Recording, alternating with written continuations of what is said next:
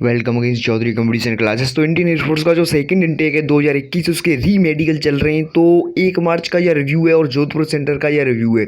तो जितने भी आपके पॉइंट हैं, आपका ईसीजी वाला पॉइंट हो, प्राइवेट पार्ट वाला पॉइंट हो, चाहे आपने सर्जरी करा ली हो, चाहे आपने ईयर की सर्जरी कराई हो, चाहे आपने किसी भी पॉइंट की अपनी सर्जरी कराई हो, उस पॉइंट पर आज हम डिस्कस करेंगे। तो आज यहाँ से देख सकते हैं, इससे पहले मैं कानपुर का भी रिव्यू शेयर कर चुका हूँ। अभी मेरे पास अम्बाला सेंटर का भी रिव्यू है। तो यह जोधपुर सेंटर 5 आपका जो राजस्थान में पड़ता है वहाँ का यह रिव्यू है। देखिए, बहुत सारे कैंडिडेट बोलते हैं कि वहीं बेस हॉस्पिटल में होता है या फिर आपका एमएच में होता है। देखिए, बहुत सारे आपके जो नॉर्मल पॉइंट होते हैं, जैसे कि आपका ईसीजी वगैरह हुआ, वेट वाला पॉइंट हुआ, बीपी वाला पॉइंट हुआ, तो आपके वहीं पर पॉइंट चेक कर लिए जाते हैं जहाँ आपका रिपोर्टिंग होता है, जहाँ आपका बेस हॉस्पिटल होता है। लेकिन एमएच में वो रेफ़र किए जाते हैं, जैसे आपका आई वाला पॉइंट हो गया, ईयर वाला पॉइंट हो गया।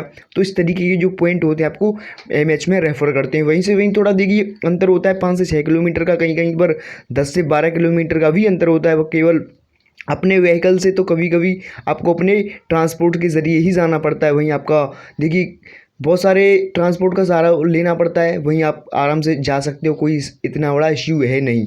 और कभी कभी क्या होता है कि उन्हीं के वाहन के ज़रिए वो आपको ले जाते हैं और लाकर वहीं पर आपको छोड़ते हैं। तो इस तरीके का वहाँ प्रोसेस रहता है सभी कुछ। और आप यहाँ से देखेंगे, देखिए जोधपुर का ये रिव्यू है। तो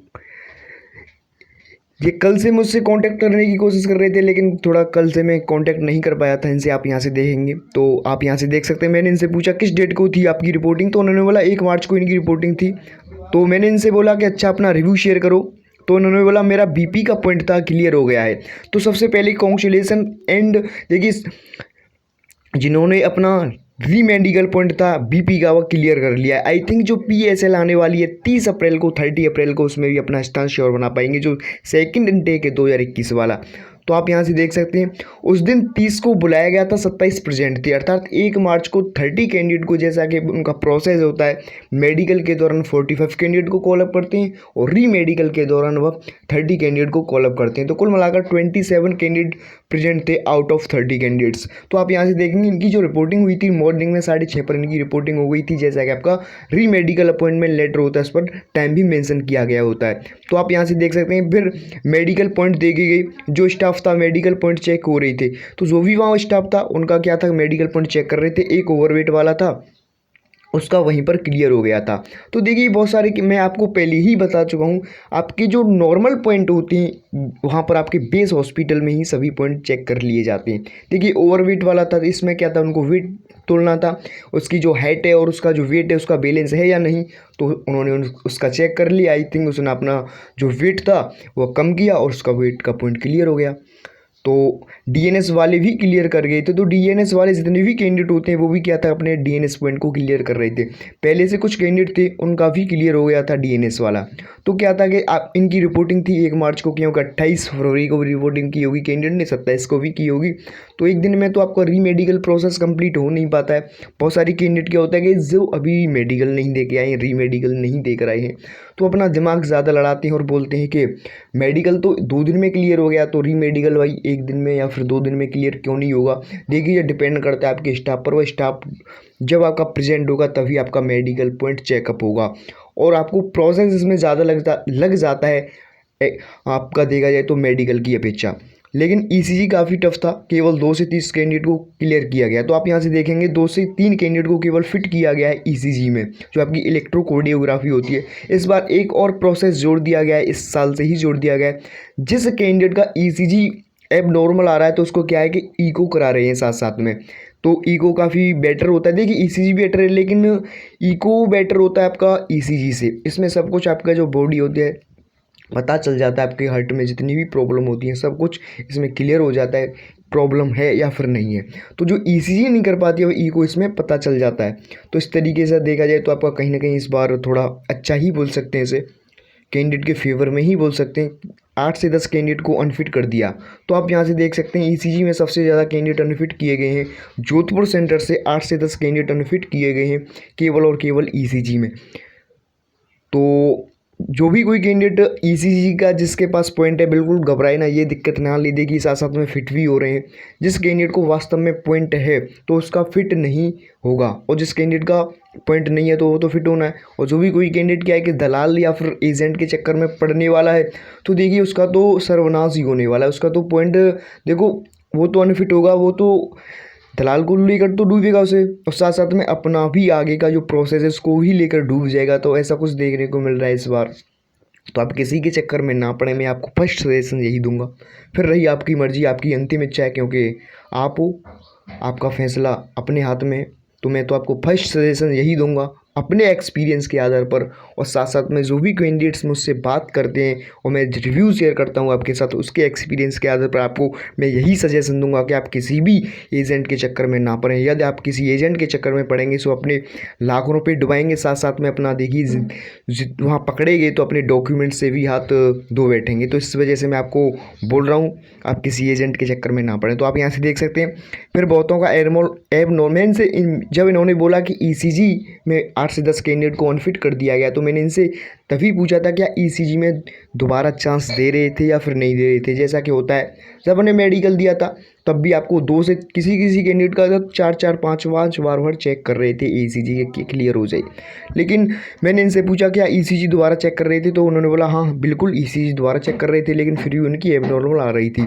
और ईयर वालों का भी 50-50 रहा। तो जिस कैंडिडेट का ईयर में पॉइंट था, चाहे आपका होल्ड का हो, चाहे जिस कैंडिडेट ने सर्जरी करा ली हो, जिसका घाव पूरी तरह से भरा नहीं था, उसको क्या है कि अनफिट कर दिया गया है ईयर में।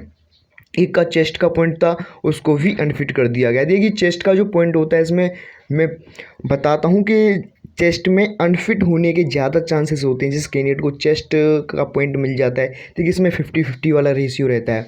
और वहीं ईयर वाली की बात करें तो इसमें भी 50-50 वाला चांस रहता है। और बीपी की बात करें तो देखिए यहाँ एक फर्स्ट चांस ऐसा देखिए, ऐसा नहीं बोल रहा हूँ कि बीपी में अनफिट नहीं होते हैं, अनफिट होते हैं, लेकिन बहुत ही कम देखने को मिलते हैं कि बीपी में अनफिट हैं। लगभग 70 से आपका देखा जाए तो 80% क्लियर कर जाते हैं अपने बीपी की पॉइंट को। इनमें से एक ये भी थे जिन्होंने अपने बीपी के पॉइंट को क्लियर कर लिया है। इसमें 2 तरीके के पॉइंट बनते हैं, आपका हाइपोटेंशन एंड हाइपरटेंशन। तो इस तरीके के आपके पॉइंट 2 कैंडिडेट अनफिट हो गए थे और 2 कैंडिडेट क्या था कि फिट कर दिए गए थे। तो ये 50-50 वाला रेशियो देखने को मिला हमको 1 मार्च को जोधपुर सेंटर का। तो मैंने इनसे पूछा जिनका डीएनएस का पॉइंट था उन्होंने ऑपरेशन कराया था या फिर नहीं कराया था, तो इन्होंने बोला दोनों टाइप के थे, अर्थात इनमें कुछ ऑपरेशन वाले भी थे और कुछ देखा जाए तो विदाउट ऑपरेशन वाले भी थे, जिसमें से लगभग सभी कैंडिडेट को फिट कर दिया गया है री मेडिकल में। तो मैंने इनसे पूछा प्राइवेट वाला नहीं था क्या कोई, तो उन्होंने बोला शायद उस दिन नहीं था कोई और पक्का इनको पता नहीं है। तो आप यहाँ से देख सकते हैं। तो जो भी कोई कैंडिडेट आगे मिलेगा मैं तुरंत ही आपको बताऊंगा, क्योंकि आप बहुत सारे कैंडिडेट की डिमांड होती है कि हाइड्रोसेल्स पल्स, और बहुत सारे कैंडिडेट ने क्या होता है कि सर्जरी भी करा ली होगी, तो उनके माइंड में डाउट होगा कि ये वाले पॉइंट क्लियर हो रहे हैं या फिर नहीं हो रहे हैं। तो मैंने इनसे बोला हैंड वेंड knock knee flat feet sweet pome वाला, तो उन्होंने बोला कि शायद वो भी नहीं थे। तो मैंने फिर इनसे पूछा आई वाले का क्या सिचुएशन रहा उस दिन, तो इन्होंने बोला हाँ थे, उनमें से आधे फिट हुए होंगे। तो देखिए आई वाले प्रोसेस में होता है वही 50-50 वाला परसेंट देखने को मिलता है आई में, और कभी कभी क्या होता है 50 से कम भी परसेंटेज चला जाता है। क्या होता है 50 से कम परसेंटेज कैंडिडेट फिट हो पाते हैं। तो आप यहाँ से देख सकते हैं इसमें कलर विजन वाला पॉइंट बहुत ही हार्ड होता है। आप यहाँ से देखें इनमें से आधे फिट हुए होंगे, एक का था विजन वाला, उसका 6/24 था, उसको अनफिट कर दिया है। तो आप यहाँ से देख सकते हैं जिस भी कैंडिडेट के मन में अभी कोई सवाल हो कि मेरा 6/24 में मिल चुका है मुझे, और 6/30 में मुझे 6/36 में पॉइंट मिल चुका है, 6/12 में 6/9 में मुझे पॉइंट मिल चुका है। देखिए 6/9 को मैंने क्लियर होते देखा है कई बार। जो कैंडिडेट वाई ग्रुप से बिलोंग करते हैं उनका मैंने 6/18 तक भी आपका पॉइंट क्लियर देखने को मिल सकता है। तो ऐसा कुछ सिचुएशन रहता है, आपका डिपेंड करता है आप किस ग्रुप से हो। यदि आप एक्स ग्रुप से हो तो एक्स ग्रुप कंपेरिजन देखा जाए तो वाई ग्रुप की अपेक्षा एक्स ग्रुप में थोड़ा आपकी जो आई होती है उसमें थोड़ा स्ट्रिक्ट ही लेते हैं। तो आप यहाँ से देख सकते हैं 6/24 वाला अनफिट कर दिया गया था आई में। वहीं आपका कलर विजन वाला भी था एक कैंडिडेट, उसको भी अनफिट कर दिया गया था।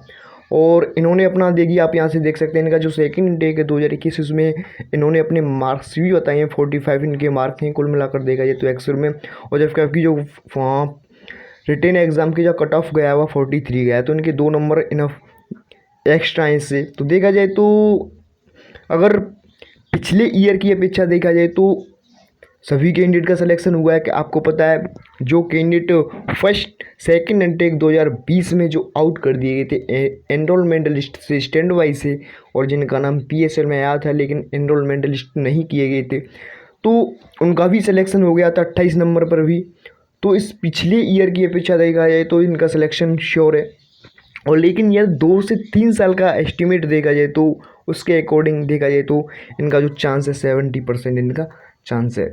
तो इस तरीके का आप देखिए, मेरिट पर बात करेंगे जब तक आपका री मेडिकल पूरा नहीं हो जाता है उससे पहले हम आपका मेरिट पर बात नहीं करने वाले, आपकी कट ऑफ पर बात नहीं करने वाले हैं, क्योंकि तभी पता चलेगा कुल मिलाकर कितने कैंडिडेट अभी शेष बचे हैं और कितना आपको फाइट करना है, कितना आपके देखिए कंपटीशन में खड़े हुए हैं। तो इस बेस पर हम बात करेंगे कुल मिलाकर आपका कितना कट ऑफ जा सकता है। आपको पता है पहले से ही आपका एक्स ग्रुप का 43 और वाई ग्रुप का 29 कट ऑफ जा चुका है। तो पिछली बार से जैसा होता रहा है समय समय पर इंडियन एयरफोर्स सबको चौंकाता रहा है, और जितने भी आपके देखिए कट ऑफ पर मैंने बहुत सारी वीडियो देखी, वॉच की हैं, बड़े बड़े यूट्यूबर्स देखिए सबके अपनी अपनी राय होती हैं, सबके अपने अपने रिव्यू होते हैं। तो सभी अपने रिव्यू के अकॉर्डिंग क्या अनुसार ही अपना देखिए कट ऑफ पर बात करते हैं। तो कट ऑफ पर बनाएंगे, लेकिन अभी रीमेडिकल चल रहा है तो रीमेडिकल पर आपको ऐसे ही वीडियो मिलते रहेंगे। तो जो भी कोई कैंडिडेट पहली बार विजिट कर रहा है तो चैनल को सब्सक्राइब कर सकता है। जो भी कोई कैंडिडेट क्या है कि अपना रीमेडिकल देकर आया है या फिर आगे आने वाले समय में अपना रीमेडिकल देने जा रहा है, तो आप यहाँ से मेरा व्हाट्सअप नंबर नोट कर सकते हैं। वैसे मैं डिस्क्रिप्शन में अपना व्हाट्सअप नंबर दे दूँगा, वहाँ से अपना क्या है कि अपना रिव्यू शेयर कर सकते हैं, जिससे कि आगे आने वाले समय में आपके ज़रिए किसी तीसरे बंदे को उससे कुछ हेल्प या फिर कुछ सजेशन मिल जाए। तो इससे अच्छी और कोई बात आपके लिए हो नहीं सकती है। तो आप यहाँ से मेरा व्हाट्सअप नंबर नोट कर जाएं 7505824522। तो वैसे डिस्क्रिप्शन में डाल दूंगा ऐसे। तो थैंक्स, जय हिंद। ऐसे ही आपको अपडेट मिलते रहेंगे लगातार। जय हिंद।